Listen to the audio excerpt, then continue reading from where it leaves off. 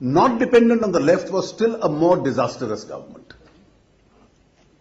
UPA 1 had a slight advantage that it gained from the impetus of the policies of the past, and therefore it had a slight benefit or advantage because of that.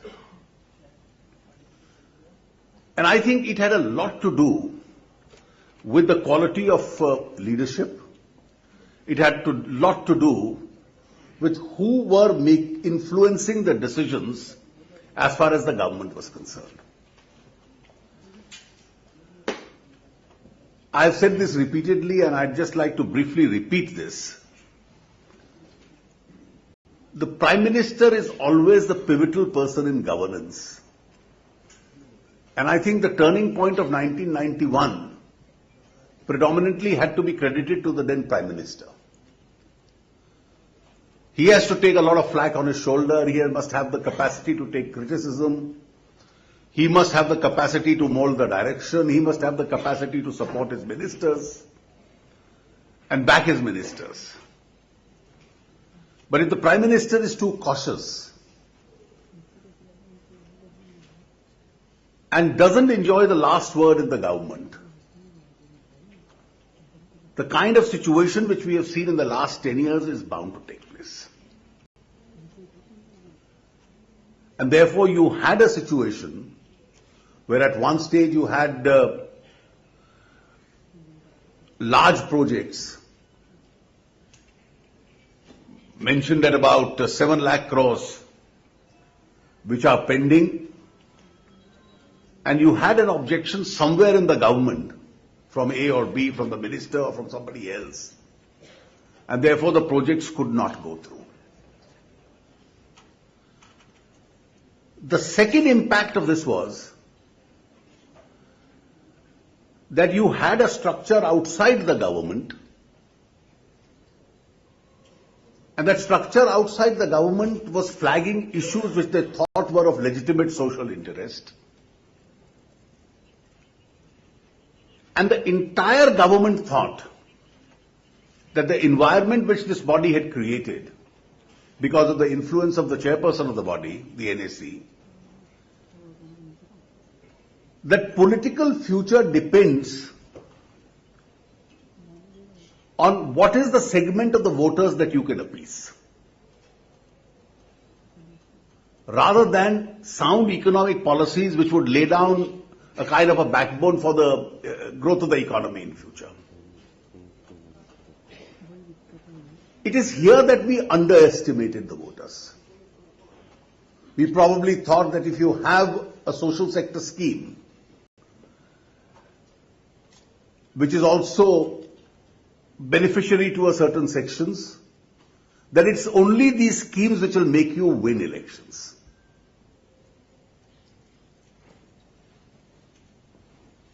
The food bill couldn't make you win the election. The land bill couldn't make you win the election. Rajasthan was a test case where on the eve of elections, from free medicines to new pension schemes came, and despite populism, the party responsible for it came down to the lowest ever figure in history. 1977 was also around 50 seats. This time it was 21 seats. And therefore, this is the lesson which the voter gave to those in government, that it expects a certain quality of governance, a certain quality of decision makings, a certain kind of buoyancy in the economy, enthusiasm with regard to the environment which is created, and therefore merely a few soaps will not be enough to make you win the elections.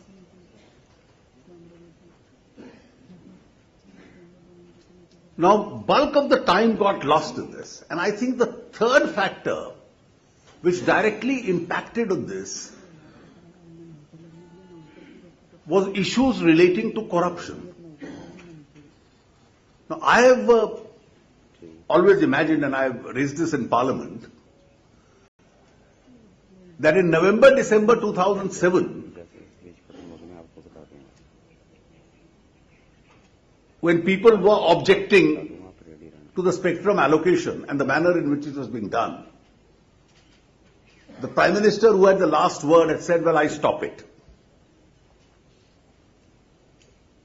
Much lesser decisions, I remember Prime Minister Vajpayee stepping in and stopping it.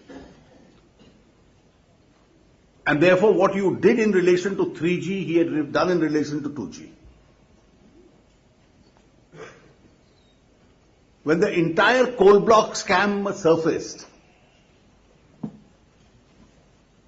if he had done what Mr. Vajpayee did at the time, with some news items with regard to alleged nepotism in allocation of gas stations or petrol stations had come up during the NDA. I remember he abruptly called all of us in his room in the Parliament House and said, I want the details. There were two views. And in half an hour he came out and he said, stop all this and cancel all the allotments. We faced 1 day of criticism and came out without any, almost unscathed. There was a little criticism that why should you be on the back foot merely because the media had raised it. He realized the propriety of the issues and the way it could escalate. It was a much smaller allocation. He stepped in and stopped it. He had the stature, nobody could question us. Or if Prime Minister Manmohan Singh had come up and said, I appoint a senior secretary as the chairperson now of the organizing committee of the Commonwealth Games. There are too many complaints while the event was on. Now, if you had the stature to do this, and you had the last word, either to stop the 2G allocation or the coal block allocation or step in when the Commonwealth Organizing Committee required to be replaced, or a fourth category of example, when the finance minister goes up to you a day or two before while the budget is being prepared, you have to look beyond your nose and realize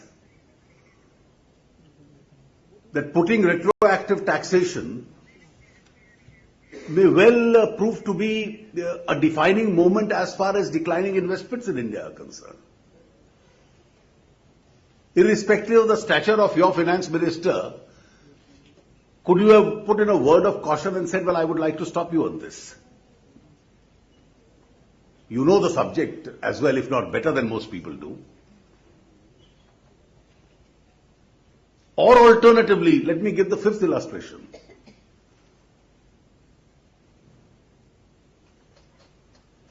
If you were the natural leader and your relationship with other political parties and the opposition was such that you could espouse confidence in them about certain policies and take GST for example, and try and build consensus between the states and the centre. But if half the time your government was busy plotting against the states or their chief ministers, a political conflict of an unnecessary character is capable of disturbing the environment of building a consensus in relation to economic policy.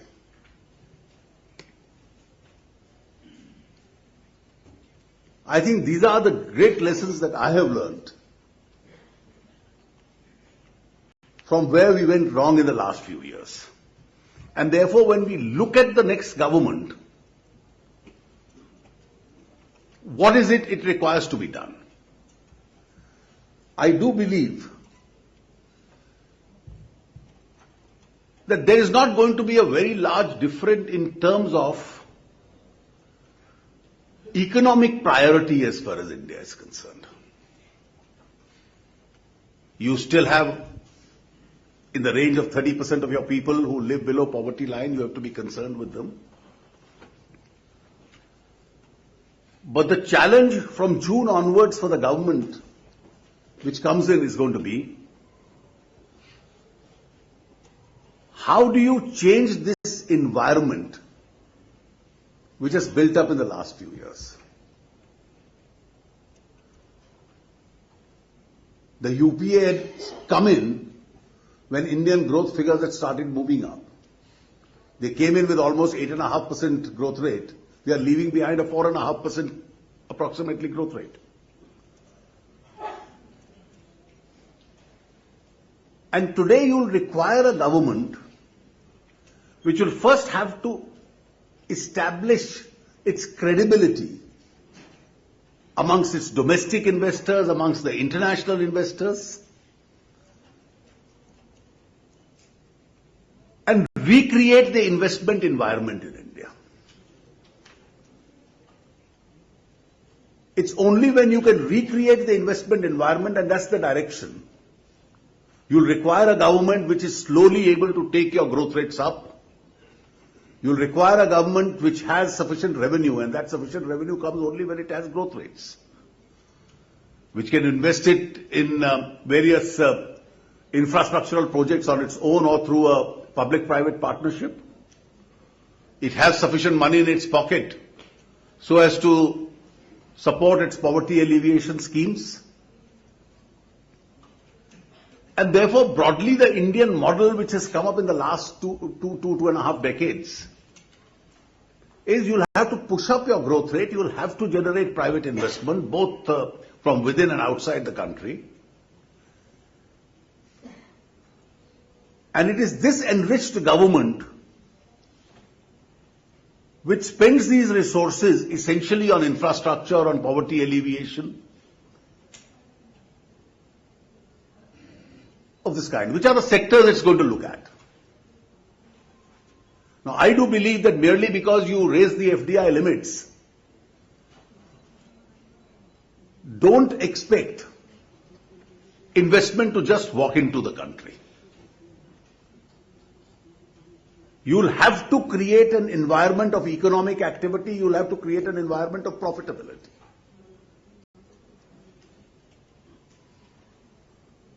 As far as possible with the center, where you try and build up a consensus. The last decision, in fact, bifurcation of Andhra Pradesh, was politically one of the most difficult decisions. But the moment the government succeeded through a package in building up a consensus with the principal opposition party, one of the most difficult decisions became easier to implement. And probably we'll go through, and things may settle down. But if you take this decision in an environment of confrontation, merely to prove a point, on paper you may be able to push through a decision. Will have to be looked at. These are not anything to do with any new ingenious thinking. Creation of your new smart cities. It'll take decades to create cities, but now I think you'll have to consider ultimately urbanization is going to be the growing trend. Skill development. And one looks at what happened in Madhya Pradesh 2 days ago. I think this is an experiment which requires to be replicated in some of the states. How did Madhya Pradesh get on to 18% growth rate in agriculture? How has it covered up for overtaking Punjab as far as agriculture is concerned? To just use the resource of Narmada,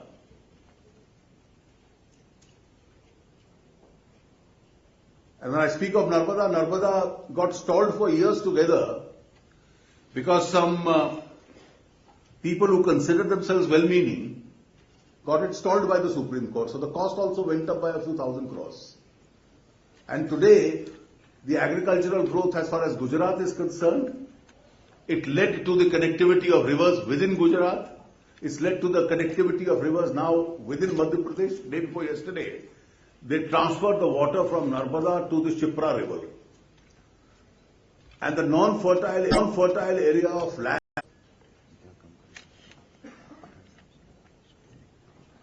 I think they seriously need to be looked at in linking them to some form of asset creation.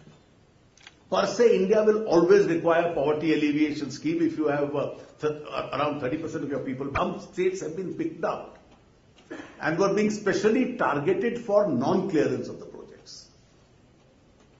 And therefore, in that decision making, and that is federalism in the economic decision making. So if we were to improve upon the systems and the quality of governance, the quality of decisiveness, the quality of project implementation, I see absolutely no reason why India can slowly go back to those growth rates we have missed. And once we are able to achieve those growth rates, probably the ability of the state then to perform its role, even as a poverty eradicator, would be much faster. Thank you.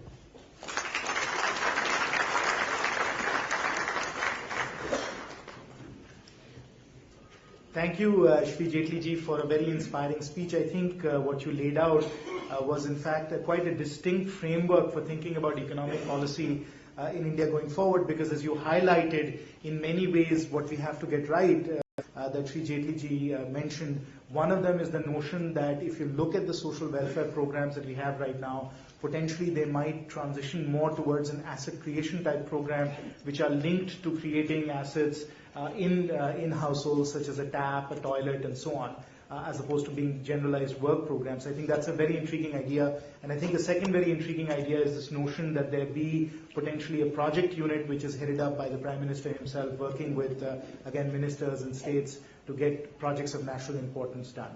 So thank you again, Shri Jaitley ji. It was wonderful to have you here. We very much look forward to your guidance and leadership in the new government going forward. Thank you again.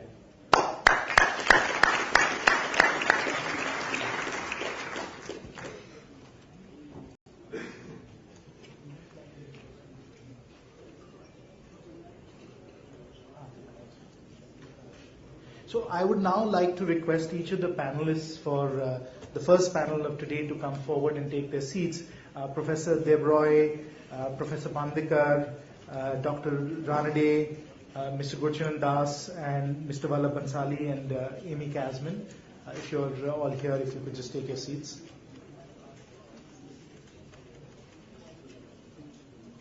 I think Shri Jaitley ji has given you lots to debate and discuss.